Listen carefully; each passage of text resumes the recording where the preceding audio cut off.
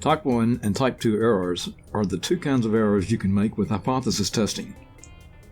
One way to understand hypothesis testing is to compare it to a criminal trial using the assumption of innocence.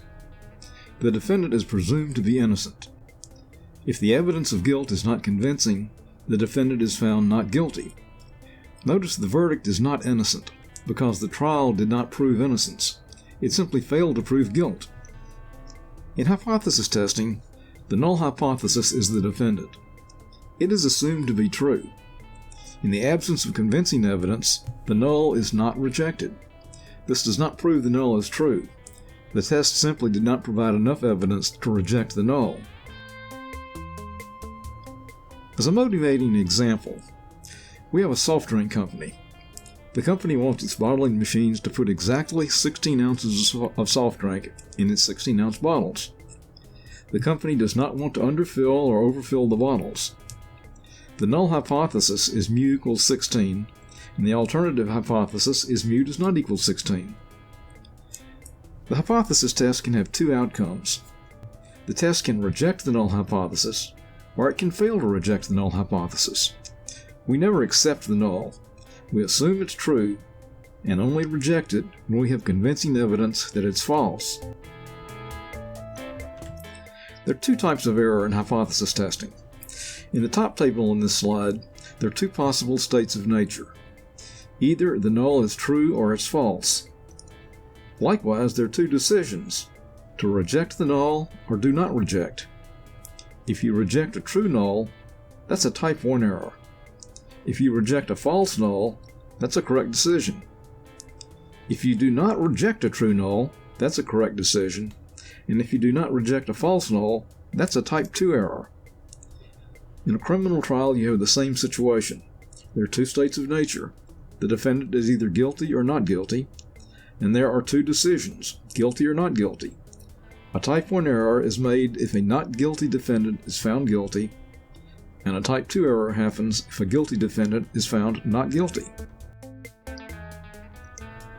A type 1 error is rejecting a true null hypothesis. So anytime we reject the null, we run the possibility of making a type 1 error. In statistics, the probability of making a type 1 error is called alpha, the lowercase Greek letter alpha. It's also called the level of significance.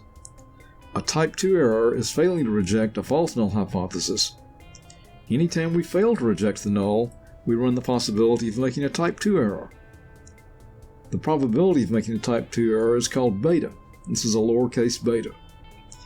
Beta is influenced by two things. Number one, how false is the null? If it's just barely false, it might be hard to detect. That's when someone tells a little white lie. It's kind of hard to detect that they're not telling the truth sometimes. It also depends on the value of alpha. By setting an alpha level very, very low, it's harder to reject the null hypothesis, even if it's false. And so there's a trade-off between making type 1 and type 2 errors. If you make it really, really, really hard to make a type 1 error, it's easier to make a type 2 error. Back to the motivating example.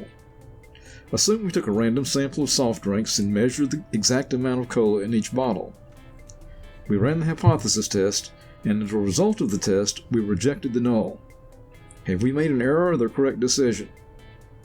Well, we don't know. It depends on whether the null is true or false. If the null is true, we made a type 1 error. If the null is false, we made the correct decision.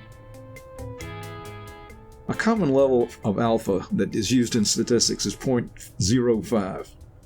If we always set alpha at 0.05, we know that we will reject true null hypotheses 5% of the time. And so why not set the alpha very low? Say at 0.000001. We'll be less likely to reject the null, so very few type 1 errors. But once again, there's a trade-off between type 1 and type 2 errors. We increase the chance of making a type 2 error, failing to reject a false null hypothesis. Alpha of 0.05 is a common level to use in statistics. Unless the problem tells you to use some other level, we will use the 0.05 level of significance in this class by default. Thanks for watching, and let me know if you have any questions.